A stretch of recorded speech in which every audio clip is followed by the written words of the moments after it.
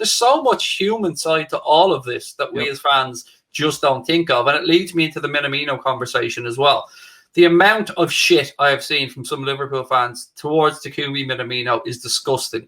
The guy he's here a year. He hasn't had enough opportunities because he hasn't been ready. And we've seen this before. Maybe he's taken longer than Chamberlain. Maybe he's taken longer than Robbo before he was introduced in. But you can see the quality of that guy. And people say he's too light for the Premier League. David Silva. He wasn't too light for the Premier League. He's a quality footballer. I just feel like we didn't learn our lessons from Adam Lallana and previous players that have taken time to adjust to the city, the culture, the language, in this case, of course, with Minamino as well. And I think it's far too early to be writing him off, and it does my head in. I don't understand also why he hasn't got an opportunity lately when we've been misfiring. I agree with you. I'm still hesitant to not Keita, even though Keita's issue is injuries, but Minamino, you got to give the guy a little bit of time. And he's had a year, and maybe when he has played, I think he's looked great. I think it's just up to Klopp now to decide when he wants to play him, what games he wants to play him. But he has said in multiple press conferences, Craig, that Minamino is good in training. He's quality in training. Minamino is getting on well. His phrases that he uses. There's nothing wrong with not just easing a player into the side. And I agree 1,000%. The cultural change is huge. I mean, honestly, even though he was in, was it Germany or Austria? I think it was Salzburg, Austria, right? Salzburg, yeah.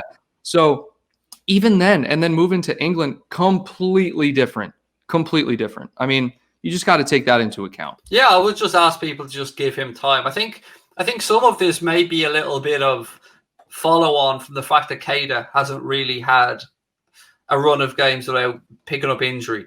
And, you think of a similar transfer who we have given time to. To be fair, a lot of Liverpool fans have given Keita time, and I'm still giving him time. But maybe this is a little bit of almost just, not bitterness, but backlash towards other things like that haven't worked out. What I will say is it's very important to remember, when we played Salzburg, Takumi Minamino was the talk of Melwood at the time. The players were talking about how well he played in that game against Salzburg, how much he impressed them, and they had no idea that Klopp and Michael Edwards already had a deal in place to sign the guy. And to add to that, we paid £7.25 million for him. Manchester United were willing to go in and pay £20 million for him because they didn't know about the clause. That tells you the work that Michael Edwards does behind the scenes at Liverpool and how well researched the players are. So I'm still expecting a big future from Minamino.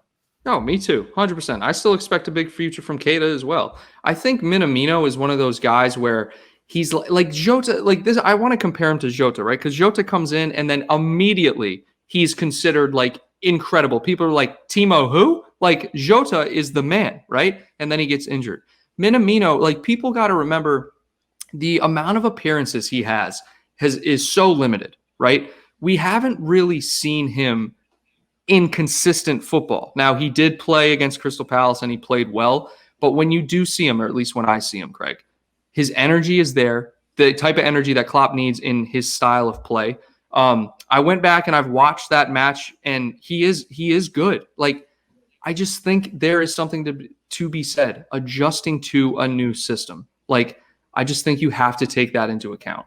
I would add to that as well, yeah. Not just a new system, a new position. He's been asked to almost play now as an attacking midfielder. Whereas when he first came in, when we seen his first game, or when he started against Everton, I think it was, he played as a 9. He played through the centre. And now we've seen him play wide. We've seen him play in an attacking midfield role. And you have to be very tactically aware to be a regular in Klopp's system, the way he asks players to play. And yes, Jesse Marsch and Salzburg set up in a kind of similar way. They were a high-press team, high-energy team. But I don't know. I just don't understand it. I don't understand why he's not getting the minutes at the minute. I don't understand why Divock Origi came on with 3 minutes to go in a game recently. It was great to see. I mean, I've eaten some humble pie on Shaqiri, I have to say. I've been somebody that's always been a little bit harsh on Shaqiri. Yeah. I don't know if that's because of injuries, but I'm starting to see a bit more of a spark from him. He's starting to look like somebody that can have an impact. And there's a great opportunity here for Shaqiri right now to really stake a place